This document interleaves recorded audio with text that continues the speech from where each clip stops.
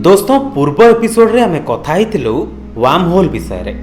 हाँ, worm hole यह एमिति एक प्रश्न जार उत्तर खोजिबा एते सहज नुहे। हेले वार्म होल विषय रे अनेक किछि थियोरी रहिछि जहा आज मु आपण मानकु जणेबी। वार्म होल जहा गोटाए ब्रह्मांडरू अन्य एक ब्रह्मांड को आखि पिछुड़ाके पहुंचाई दिए। एमिति भी कहि परिबा कि समय यात्रा करि पारंती।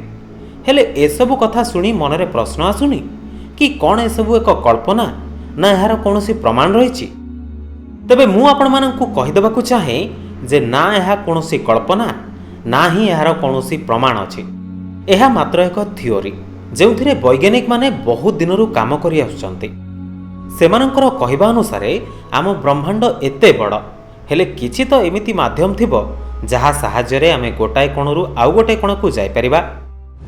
उदाहरण धरा जाऊ आपण जेकोसी एक बिल्डिंग को देखि नियंतु, ताहा जेते भी बड़ होना कहीं आमको ऊपर को जीवारे कौनसी कष्ट हुएनी, कारण आमे सीढ़ी किबा लिफ्ट साहाय्य सबु फ्लोर को जाय पारू। आउ मोर कहिबा कथा एहा कि एई भली प्रकार थियोरी आम ब्रह्मांड रे भी लागू ही पारे। अर्थात आम ब्रह्मांड को जी भी निर्माण करिथाउ किंबा जेउ कारण पई तयारी हेई थाउ एतिरे निश्चय गोटाए कोणरू आउ गोटाए कोण को जीवा पई रास्ता तयारी हेइथिबो।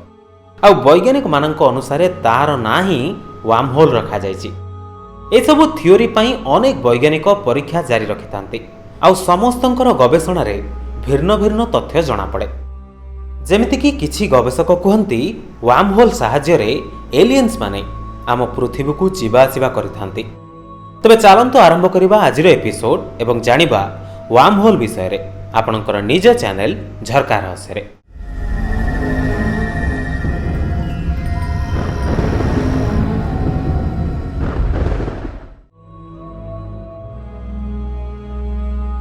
जेतेबेले भी मु राति समय रे आकाश आड़ को चाहे सेतेबेले यार सुंदरता आउ विशालता रे मु संपूर्ण हजि जाए।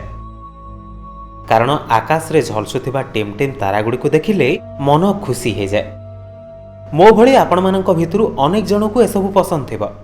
हेले एमिति आकाश को देखि देखि केबे भाबिचंती ए टिम टिम करुथिबा तारा मानक पाखरे केमिति पहुंची हबो?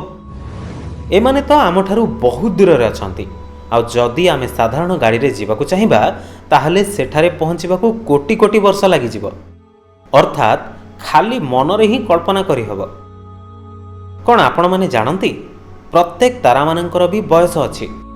आ आजिर आधुनिक विज्ञान पाखरे एहा सबुठु बड़ प्रश्न थिला कि एते दूर रे थिबा ग्रह नक्षत्रंक पाखरे आमे केमिति पहुंचीबा।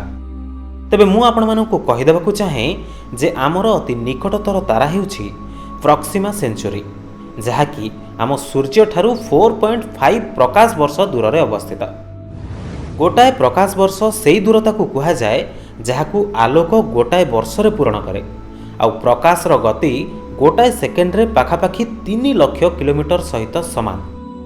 थियोरी ऑफ रिलेटिविटी अनुसार कौनसी भी जिनिस प्रकाश रो गति ठारू अधिक एही ब्रह्मांड रे चली परिबो नाही। सेथिपाई आमको आम निकटतर तारा पाखकू जीवाकू हेले भी 4.5 प्रकाश वर्ष लागि जिवो।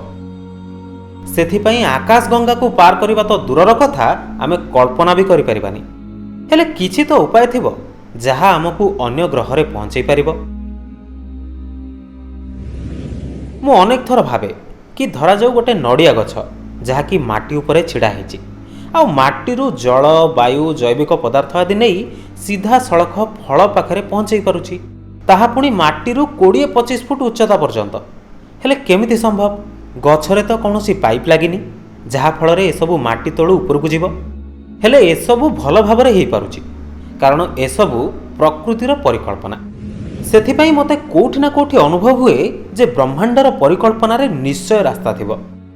सेथिपाई तो वैज्ञानिक माने वार्म होल थियोरी आनिथिले। वार्म होल काहेकि कुहा जाय जानंती? कारण एमिति एक गुप्त रास्ता जहा आम वायुमंडल सह संजोग करिबा समय रे एक छोटिया छिद्रर आकार निये। सही छिद्र भितरे एलियंस हो कि देवता वा मनीष जीए भी जीव सेथिरे अनंत ब्रह्मांडर परिदर्शन करि परिबो आ पुणी निज दुनिया को फेरी परिबो। आपण भाबुथिबे मु देवता और एलियंस को कथा काहेकि कहली?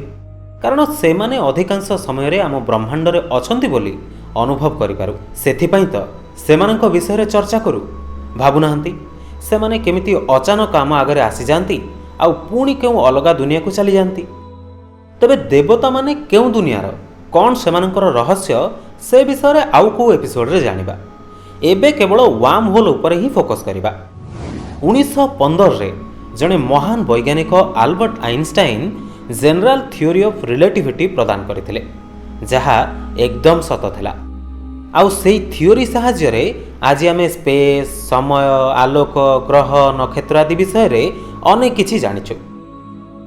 ସେ କହିଥିଲେ ଯେ ଅନ୍ତରୀକ୍ଷରେ ଦୁଇଟି ପ୍ଲାନେଟ୍ ଭିତରେ ଗୋଟାଏ ସୁଡ଼ଙ୍ଗ ରହିଥାଏ, ଯାହା ସ୍ପେସ୍ ଓ ଟାଇମ୍ ଦୁଇଟିକୁ ଏକା ସହିତ ଯୋଡ଼ିଥାଏ, ଯାହାଦ୍ୱାରା ଆମେ ଅନ୍ତରୀକ୍ଷରେ ଗୋଟାଏ ପଟରୁ ଅନ୍ୟ ପଟକୁ କମ୍ ସମୟରେ ଯାଇପାରୁ। ଯଦି ଆମେ ଗୋଟାଏ କାଗଜରେ ଏରୁ ବି ପର୍ଯ୍ୟନ୍ତ ଯିବା, ତାହେଲେ ଆମକୁ ସିଧା ଯିବାକୁ ପଡ଼ିବ, ଅନ୍ୟ କୌଣସି ଅପସନ୍ ହିଁ ନାହିଁ। ଆଉ ଏଇ ସମାନ କଥା ଆମ ବ୍ରହ୍ମାଣ୍ଡ ଉପରେ ବି ଲାଗୁ ହୋଇଥାଏ। କିନ୍ତୁ କ'ଣ ହେବ ଯଦି ଆମେ ସେଇ କାଗଜକୁ ମୋଡ଼ିଦେବା? ଦେଖନ୍ତୁ, ପେପରଟି ମୋଡ଼ି ହେବା ପରେ ଏ ଏବଂ ବିର ଦୂରତା କମିଗଲା, ଆଉ ପୂର୍ବ ଅପେକ୍ଷା ଏବେ ଆହୁରି କମ୍ ସମୟରେ ଏରୁ ବି ପର୍ଯ୍ୟନ୍ତ ଯାଇ ହେବ। ଆଉ ଏହି ଟେକ୍ନିକ୍କୁ ହିଁ ୱାର୍ମ ହୋଲ୍ କୁହାଯାଏ। ଆପଣ ଭାବୁଥିବେ, ଉଦାହରଣ ତ ବୁଝିଗଲେ, ହେଲେ ଏତେ ବଡ଼ ବ୍ରହ୍ମାଣ୍ଡକୁ ମୋଡ଼ିବ କିଏ ଆଉ କେମିତି? ହେଲେ ଚିନ୍ତା କରନ୍ତୁନି, ମୁଁ ଏହାର ଉତ୍ତର ବି ଜାଣିନି। ଆମ ବ୍ରହ୍ମାଣ୍ଡ ପ୍ରଥମରୁ ହିଁ ମୋଡ଼ି ହୋଇ ରହିଛି। ଏହାର ଆକାର ବହୁତ ବଡ଼ ହେବା କାରଣରୁ ଆମକୁ ଏହା ବୁଝାପଡ଼ୁନି ଓ ଆମକୁ ୱାର୍ମ ହୋଲ୍ ବି ଦେଖାଯାଉନି। ଆପଣମାନେ ଭାବୁଥିବେ, ଇଏ ୱାର୍ମ ହୋଲ୍ ଏମିତି କ'ଣ? ଏହାକୁ କ'ଣ ବୈଜ୍ଞାନିକମାନେ ତିଆରି କରିପାରିବେନି? ତେବେ ଏ ବିଷୟରେ ମୁଁ କହି ରଖେ, ୱାର୍ମ ହୋଲ୍ ତିଆରି କରିବାକୁ ହେଲେ ଆମକୁ ପୁରା ଗୋଟାଏ ସୂର୍ଯ୍ୟର ଯେତିକି ଉତ୍ତାପ ଅଛି ସେସବୁ ଦରକାର ପଡ଼ିବ, କାରଣ କୃତ୍ରିମ ଅବସ୍ଥାରେ ଏହି ଉତ୍ତାପକୁ ତିଆରି କରିବା ସମ୍ପୂର୍ଣ୍ଣ ଅସମ୍ଭବ। ହେଇପାରେ ଭବିଷ୍ୟତରେ ଟେକ୍ନୋଲୋଜି ଆହୁରି ସୁଦୃଢ଼ ହୋଇଗଲେ ଆମେ ଏହାକୁ ତିଆରି କରିପାରିବା। ଏବେ ତ ଆମେ ଏସବୁ ବିଷୟରେ ଚିନ୍ତା କରିପାରୁଛୁ, କିନ୍ତୁ ଯଦି ପୁରୁଣା ସମୟରେ ଏହି କଥା କିଏ ଚିନ୍ତା ବି କରିଥାନ୍ତା, ତାହେଲେ ଲୋକ ତାକୁ ପାଗଳ ହିଁ କହିଥାନ୍ତେ। କାରଣ ହଜାର ହଜାର କିଲୋମିଟରରେ ଗୋଟାଏ ଲୋକ ଆଉ ଗୋଟାଏ ଲୋକ ସହ ସଂଯୋଗର କଥା ସମ୍ପୂର୍ଣ୍ଣ ପାଗଳାମି। ହେଲେ ଏବେ ଆମେ ଆଧୁନିକତାର ଯୁଗରେ ଏ ବିଷୟରେ ଚିନ୍ତା କରିପାରୁଛେ ଏବଂ ଆଗାମୀ ଦିନରେ କରିବାକୁ ଚେଷ୍ଟା କରିବୁ। ମୋତେ ତ ଲାଗୁଛି ଆମ ମଣିଷଙ୍କ ଠାରୁ ଅଧିକ ଆଡ଼ଭାନ୍ସ ଥିବା ଏଲିଏନ୍ସକୁ ଏ ବିଷୟରେ ନିଶ୍ଚୟ ଜଣାଥିବ। ସେଥିପାଇଁ ତ UFO ସମୟ ସମୟରେ ଏଠାରେ ଦେଖିବାକୁ ମିଳେ। ଦୋସ୍ତ, ଆପଣମାନଙ୍କୁ ଏ ବିଷୟରେ କ'ଣ ଲାଗୁଛି ଆମକୁ କମେଣ୍ଟ କରି ଜଣାନ୍ତୁ। ଆଉ ୱାର୍ମ ହୋଲ୍ର ଥିଓରି କ'ଣ ସତରେ ଭବିଷ୍ୟତରେ କାମ କରିବ, ସେ ବିଷୟରେ ବି ନିଜର ରାୟ ଦିଅନ୍ତୁ।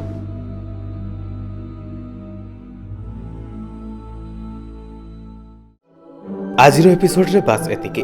କେମିତି ଲାଗିଲା କମେଣ୍ଟ ନିଶ୍ଚୟ କରିବେ। ଏହିଭଳି ଆହୁରି ଇଣ୍ଟରେଷ୍ଟିଂ ଭିଡ଼ିଓ ଦେଖିବା ପାଇଁ ଆମ ଚ୍ୟାନେଲ୍ ଝର୍କା ରହସ୍ୟକୁ ସବସ୍କ୍ରାଇବ୍ କରିବାକୁ ଭୁଲିବେନି। ପୁଣି ଥରେ ଦେଖା ହେବ ଆଉ ଏକ ନୂଆ ଏପିସୋଡ଼ରେ।